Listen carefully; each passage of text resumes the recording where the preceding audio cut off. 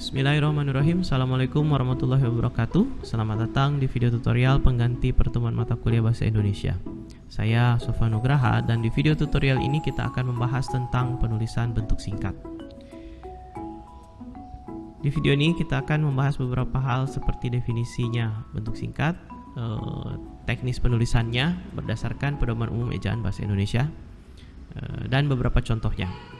Nah, bentuk singkat adalah kesatuan bunyi atau huruf yang berasal dari pemangkasan unsur-unsur bunyi atau huruf lain terhadap suatu ungkapan yang lebih panjang. Artinya, bentuk singkat itu memiliki bentuk panjang, biasa kita katakan sebagai kepanjangan, ya, atau bentuk aslinya. Nah, ada dua kelompok bentuk singkat. Yang pertama, bentuk singkat yang kita kenal dengan singkatan. Ya, yang kedua adalah akronim. Apa perbedaan antara singkatan dan akronim? Sebenarnya hanya pada cara membaca, ya, cara membaca bentuk singkat tersebut. Kalau bentuk singkatnya itu dieja per huruf atau per bunyi, ya, itu disebutnya singkatan. Sementara kalau bentuk singkat itu bisa dieja sebagai sebuah kata, ya, dieja sebagai sebuah kata, maka kita sebut bentuk singkat itu sebagai akronim. Itu. Nah, kita lihat perbedaannya. Coba kita lihat singkatan yang dieja per huruf atau dieja per bunyinya. Nah, di sini ada bentuk singkat STNK, BPKB, PSBB, BPJS, ITB, UI, dan UNJ. Semua bentuk singkat tersebut tidak ada yang diucapkan seperti kata. Misalnya UI, kalau misalnya dia diucapkan sebagai kata, katakanlah si UI ini dijadikan diftong, ya, jadi UI gitu. Kan tidak seperti itu, ya. Nah, kemudian ITB juga tidak pernah diucapkan ITEB, atau UNJ disebut UNJ gitu. Dia dieja per huruf. Nah, berbeda dengan singkatan yang di atas ini, kita lihat akronim yang di bawah, ya. Akronim SIM, surat izin mengemudi, itu ya tidak pernah diucapkan SIM, selalu diucapkannya SIM. Begitu pula Angkatan Bersenjata Republik Indonesia. Orang lebih tentu kita lebih wajar mendengarkan, karena memang biasanya didengarkannya ABRI, ya, ABRI bukan ABRI gitu. Kemudian UPI bukan UPI, UNHAS bukan UNHAS, ya, UNPAD, meskipun kadang ada juga yang menyebutnya UNPAD, tapi lebih tepatnya disebutnya UNPAD, dan seterusnya. Tilang, Diklat, Sempro, dan Hansip, semuanya adalah akronim. Jadi pengucapannya seperti sebuah kata biasa. Nah, kita beranjak dulu ke penulisan singkatan. Singkatan umumnya ditulis dengan huruf kapital semua dan dieja satu per satu, itu singkatan. Tapi karena di sini dikatakan umumnya, berarti ada juga yang tidak seperti itu, gitu. Karena penulisan singkatan itu ditulis kapital semua seperti PBB, TNI, KPK, IPB, dan seterusnya apabila bentuk yang aslinya, bentuk singkatan itu diambil dari huruf-huruf pertama tiap kata yang disingkat. Ya, sekali lagi, penulisan singkatan ditulis kapital semua seperti ini ketika bentuk singkat itu huruf-hurufnya, ya, P, B, dan B itu diambil dari huruf-huruf pertama kata-kata yang disingkat. Contoh PBB itu diambil dari Perserikatan Bangsa-Bangsa. Semuanya mengambil huruf pertama. Termasuk kata ulang. Ya, termasuk kata ulang diambil huruf pertama dari kata yang diulang. Kemudian TNI, ya, Tentara Nasional Indonesia, itu semuanya mengambil huruf pertama, dan seterusnya. KPK itu Komisi Pemberantasan Korupsi, IPB Institut Pertanian Bogor, KUHP Kitab Undang-Undang Hukum Pidana, ya, harusnya di sini, ini ada hukum di sini berarti. Ya, KUHP Kitab Undang-Undang Hukum Pidana, seperti itu. Nah, penulisan singkatan yang kedua, singkatan yang terdiri atas huruf awal setiap kata yang bukan nama diri, ya. Kalau ini kan dia nama diri, ya. Ada PBB, Perserikatan Bangsa-Bangsa, ini nama sebuah lembaga. Tentara Nasional Indonesia ini nama institusi pertahanan kita ya.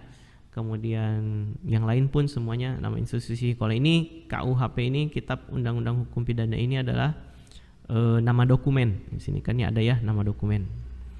Nah, ketika penulisan singkatan itu bukan untuk sebuah nama ya, untuk kata-kata biasa, aturannya sama. Jika diambil dari huruf pertama tiap kata yang disingkat, maka dia juga menggunakan huruf kapital semua, seperti misalnya perseroan terbatas PT ya. Dan ini yang harus diingat, tidak perlu menggunakan tanda titik. Jadi tanpa tanda titik. Nah, di sini yang sering kita keliru, temukan kekeliruan ejaan itu di PT. Ya, singkatan badan usaha seperti PT, CV, UD, NV itu sering ada yang memberikan tanda titik di belakangnya. Ya, misalnya PT Abadi. PT Abadi. Nah, sebelum kata abadi dari PT itu diberikan tanda titik. Padahal menurut Pedoman Umum Ejaan Bahasa Indonesia huruf H ya, pasal 2 ayat B itu disebut singkatan yang terdiri atas huruf awal setiap kata yang bukan nama diri ditulis huruf kapital dan tanpa tanda titik. Berarti ini tidak perlu sebenarnya tanda titik ini. Kan begitu. Nah, jadi cukup dituliskannya langsung, misalnya PT Abadi dan seterusnya, termasuk nanti CV ya, CV, UD, NV, pokoknya singkatan badan usaha. Nah, sama juga ini NIP, seringkali ditemukan ketika membuat surat dinas, atau kalau kasusnya saya mungkin di di karya tulis ilmiah, di lembar pengasahan mahasiswa itu sering kan ada nama orang atau pejabat ya, misalnya di surat biasanya kan ada nama pejabat pembuat surat, nama orang, kemudian di garis bawah di bawahnya ada NIP ya, terus dipakai titik atau pakai titik 2. Sebenarnya tidak perlu ya, tidak perlu pakai titik 2, tidak perlu pakai tanda titik, tidak perlu pakai tanda baca apa-apa di situ. Jadi kalau mau nulis NIP langsung aja NIP angkanya gitu. Jadi tidak perlu pakai titik, tidak perlu pakai titik 2. Nah, itu sering ya. Oh ya, sama juga ketika menuliskan NPM. Jadi kadang-kadang kalau mahasiswa membuat makalah, kemudian di lembar sampul itu dia tuliskan namanya di situ, misalnya siapa, misalnya Fulan. Kemudian di bawahnya ada NPM. Ada yang biasanya memberi titik 2 ya, atau ada juga yang memberinya tanda titik saja gitu. Itu tidak perlu ya, langsung NPM kemudian angkanya, misalnya 2021 apa dan seterusnya. Baik, selanjutnya ada yang disebut dengan singkatan umum 3 huruf. Ya, singkatan umum 3 huruf ini berbeda dengan singkatan yang sebelumnya. Kalau di sini dia menggunakan huruf kapital semua, ya. Kalau yang ini dia menggunakan huruf kecil semua. Nah, singkatan umum 3 huruf seperti DLL, DST, DSB, DKK, dan YTH itu ditulis dengan huruf kecil semua. Ya, jadi tidak ada huruf kapital, semuanya huruf kecil. Dan diakhiri satu tanda titik, jadi pakai tanda titik 1 kali di belakang. Dan tanda titik ini bukan sebagai pengakhir kalimat, dia berfungsi sebagai penanda singkatan. Jadi jangan, kecuali kalau memang dan lain-lain atau dan sebagainya itu memang diletakkan di akhir kalimat. Kalau ceritanya seperti itu ya berarti tidak ada masalah gitu, setelahnya bisa lanjut pakai huruf kapital. Tapi kalau memang dia hanya berfungsi sebagai penanda singkatan, berarti dia ditaruh di tengah kalimat. Setelah kata setelah DLL ya, atau kata setelah DST, kata setelah DSB itu tidak perlu dimulai dengan huruf kapital. Ya, jadi sekali lagi singkatan umum 3 huruf seperti dan lain-lain dan seterusnya itu cukup pakai huruf kecil dan 1 tanda titik. Kenapa? Karena saya pernah menemukan di skripsi itu seperti ini. Jadi D-nya kapital, LL 1 titik. Ada pula yang menulis D S T seperti itu, D titik, S titik, T titik, tidak perlu ya. Jadi cukup 1 kali tanda titik, DST kemudian titik seperti itu. Selanjutnya singkatan umum 2 huruf ya, singkatan umum 2 huruf yang lazim ditulis dengan surat menyurat. Nah, ini surat menyurat ditulis dengan huruf kecil semua dan diberi tanda titik di antara tiap huruf. Nah, ada beberapa singkatan umum, kalau ini 3 huruf ya, kalau yang ini 2 huruf dan biasanya digunakan pada persuratan ya, seperti DA, AN, SD, UP, dan UP. Nah, kesalahan yang paling sering terjadi pada singkatan 2 huruf ini adalah penggunaan garis miring. Jadi dengan alamat ada yang menulisnya D garis miring A gitu. Atas nama A garis miring N sampai dengan ini yang paling sering ya, S garis miring D. Untuk beliau U garis miring B, atau untuk perhatian U garis miring P, seperti ini. Nah, ini keliru. Kenapa? Karena tanda garis miring tidak ada fungsinya menandakan singkatan seperti ini ya. Tanda garis miring ini biasanya digunakan untuk menyatakan pilihan, dan apabila dibaca biasanya dia dibaca sebagai kata atau. Jadi kan nggak lucu ya kalau kita misalnya dengan atau alamat, kok malah suruh milih gitu. Atas atau nama, ya nggak tahu. Harusnya kan atas nama gitu. Itu malah jadi seperti seolah-olah bertanya gitu, padahal bukan. Jadi bentukan-bentukan ini semua tidak baku ya. Yang baku adalah yang menggunakan titik. Jadi dan titiknya 2 kali ya. Jadi D titik A titik. Seperti itu. Bukan DA kemudian titik atau 1 titik di tengah, bukan. Ya, karena ada juga pernah saya temukan menulis sampai dengan itu S titik D gitu. Ya, jadi harus S titik dan D titik 2 kali titik. Nah, ketiga, ada singkatan jenis badan usaha atau perusahaan. Oh, ini tadi sudah kita bahas. Jadi singkatan jenis badan usaha sekali lagi ya tidak perlu menggunakan titik. Jadi CV langsung, PT langsung, UD langsung, NV pun langsung. Selanjutnya singkatan gelar. Nah, singkatan gelar ini juga sudah pernah saya bahas di kelas ketika kita membahas tentang tanda baca titik dan huruf kapital. Ya, udah 3 kali berarti diulang. Nah, singkatan gelar yang ditulis di depan nama tidak dipisahkan dengan tanda baca koma, tetapi dia dipisahkan dengan tanda baca titik ya, seperti ini. Nah, kemudian sekali lagi perhatikan baik-baik penulisan gelarnya, karena ada beberapa penulisan gelar yang seringkali keliru. Contoh, ada yang menuliskan doktor seperti ini 2 kali huruf kapital, padahal yang bakunya itu adalah D kapital R kecil, dan ini untuk singkatan gelar doktor atau orang yang sudah lulus S3. Nah, ada pula yang menuliskan gelar dokter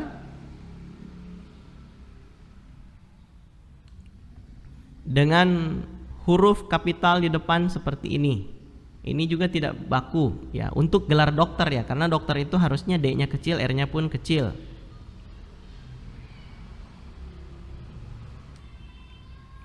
Nah, ini berarti orang yang sudah lulus profesi dokter. Seperti itu. Jadi bedakan antara penulisan dokter yang lulus S3 dan dokter yang bekerja profesi bidang medis. Seperti itu. Kemudian ada lagi, oh ya, gelar seperti doktorandus. Ya, doktorandus, dan yang perempuan dulu ada yang mendapatkan gelar doktoranda. Penulisan bakunya itu D-nya kapital. Ya, RS dan RA-nya kecil. Ini mengikuti penulisan dari gelar doktor, karena doktorandus dan doktoranda ini dulunya adalah gelar yang berarti doktor muda. Ya, ada sistem khusus zaman dulu itu ketika kita sudah lulus doktorandus, kita bisa langsung melanjut ke doktor. Jadi tidak perlu lewat jalur magister. Ya, makanya disebutnya dokter muda. Nah, kemudian untuk gelar dokter gigi dan dokter hewan seperti ini, karena dia adalah profesi dokter, maka dia mengikut dengan gelar yang penulisan D-nya kecil di depan. Dokter gigi, dokter hewan. Nah, berbeda dari itu, penulisan untuk gelar nurse atau perawat masih menggunakan huruf kapital NS. Begitu. Nah, untuk gelar yang ditulis di belakang, sekali lagi perhatikan bahwa setelah nama sebelum masuk ke gelar, Anda harus memisahkannya dengan tanda baca koma. Dan setiap kali menambahkan gelar di belakang, Anda juga harus menambahkan koma, seperti itu. Dan untuk singkatannya, jangan lupa setiap gelar sarjana dan setiap kata yang disingkat itu harus diwakili dengan tanda titik. Jadi ST, S titik T titik ya, bukan penulisan koma ST titik begitu, ini keliru.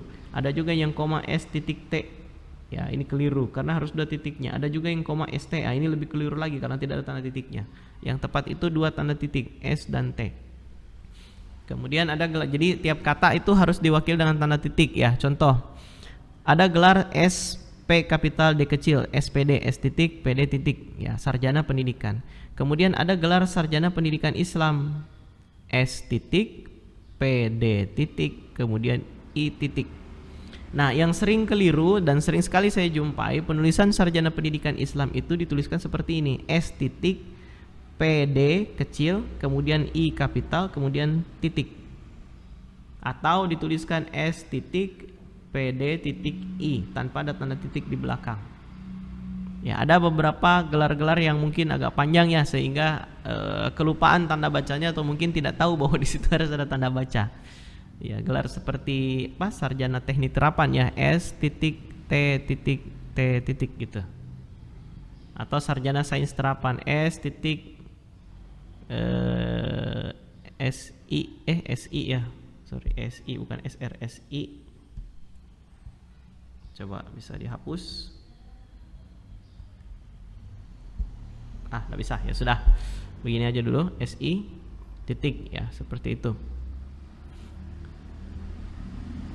Nah, kemudian singkatan nama. Oke, singkatan nama dikenal juga dengan istilah inisial. Ya, inisial itu singkatan nama. Nah, perbedaannya dengan singkatan yang singkatan nama itu biasanya kita menggunakan huruf pertama dari kata yang disingkat, maka dia akan menggunakan huruf kapital. Ya, seperti Wage Rudolf Supratman. Ya. Nama aslinya adalah Wage Rudolf Supratman. Karena dia menggunakan huruf kapital W dan huruf kapital. Kenapa dia menggunakan kapital W kapital R? Karena mengambil huruf pertama.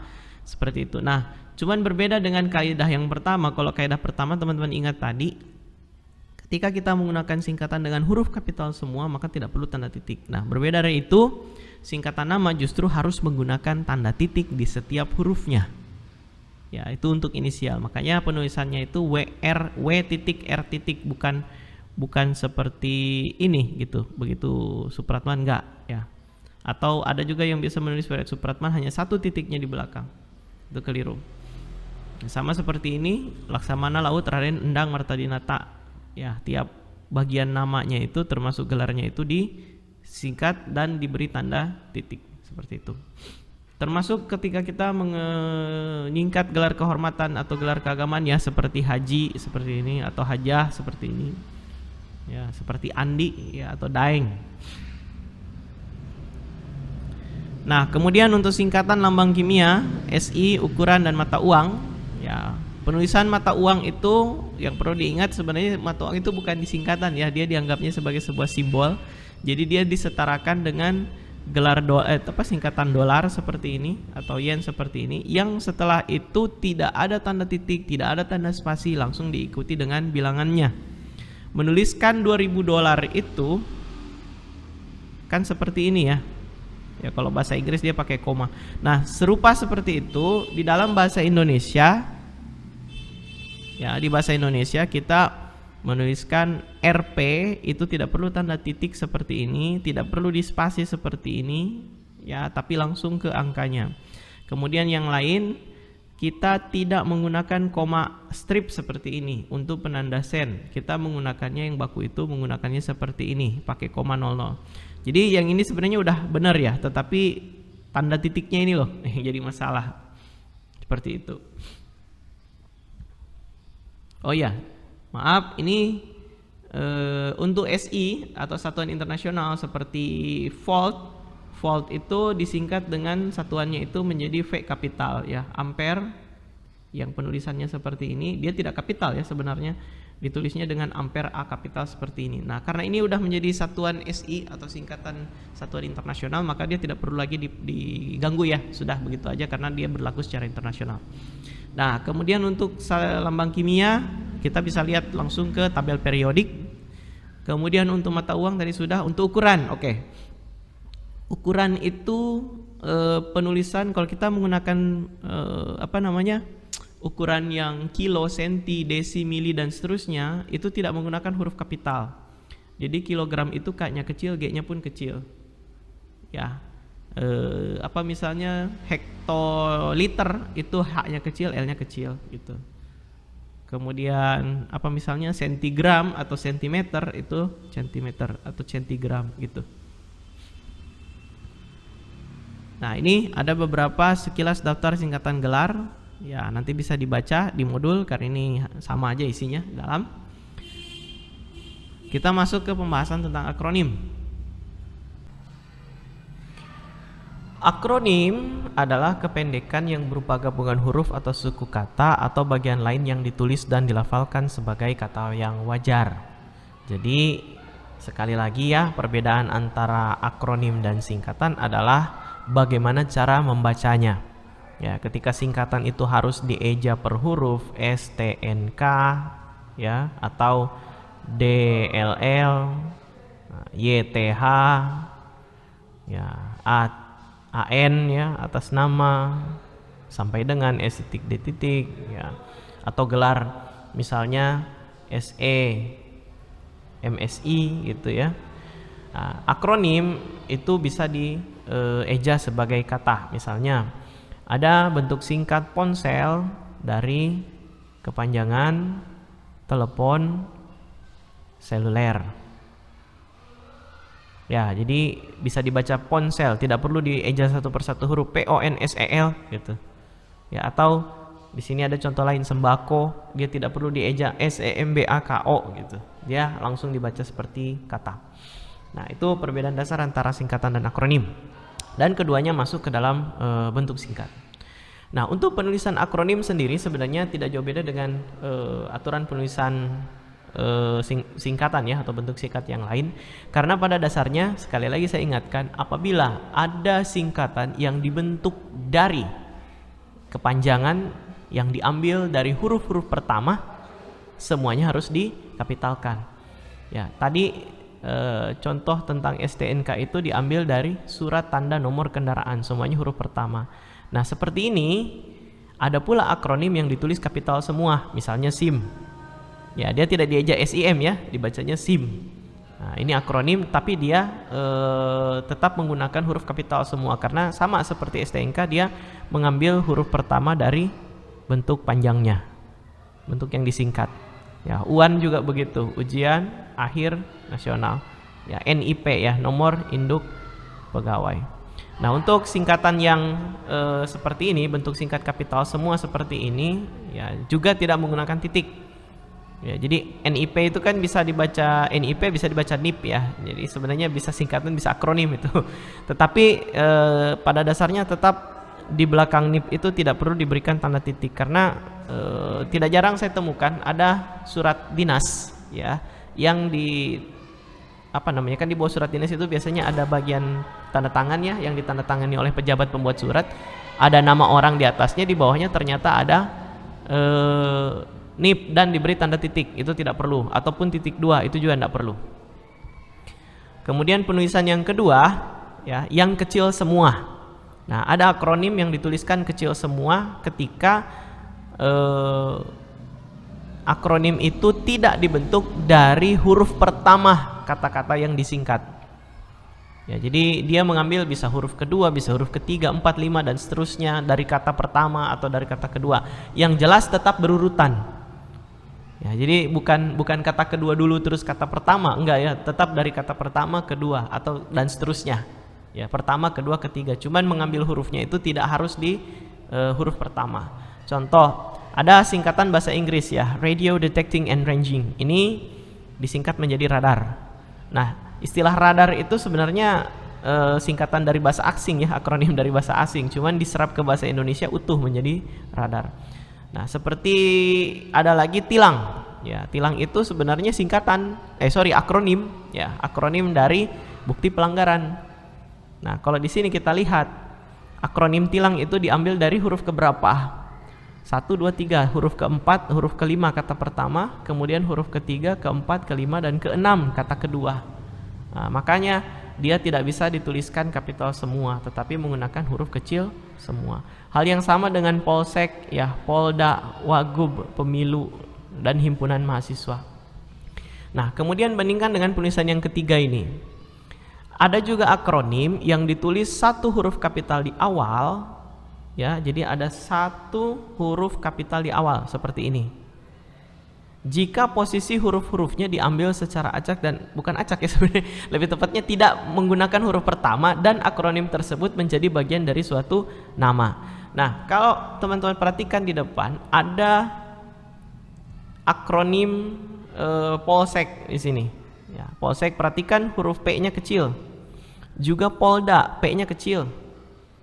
Ya, sementara yang di sini kita temukan ada Polsek lagi, tapi di sini P-nya kapital. Ya, kenapa bisa seperti itu? Karena di akronim yang pertama di sini polsek itu tidak diikuti dengan nama daerah. Ya, sementara yang di belakang sini yang ketiga ini dia diikuti dengan nama daerah. Ya, di sini ada polsek dan ada Jagakarsa. Artinya polsek ini kalau kita anggap dia kantornya maksudnya ya.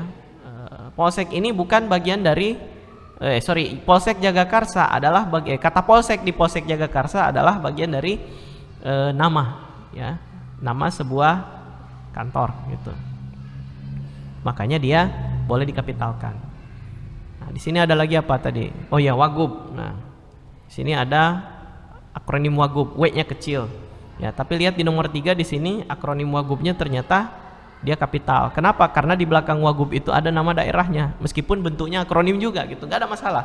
Yang penting kita kembali ke ke kaidah penulisan huruf kapital ya waktu itu, yang menyebutkan bahwa nama jabatan, nama jabatan, nama kantor, nama tempat yang tidak diikuti dengan atau bukan bagian dari nama, artinya tidak diikuti dengan nama daerah atau nama tempat, itu tidak perlu dikapitalkan, tetap kecil.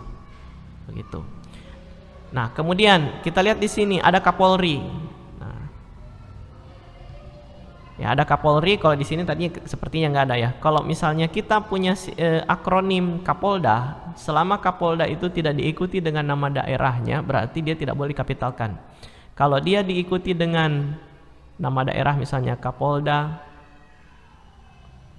Sulawesi Barat, nah, berarti di belakang kan sudah ada nama daerah yurisdiksinya ya. Nah, ini kan bagian dari nama. Nah, berarti Kapoldanya pun boleh dikapitalkan.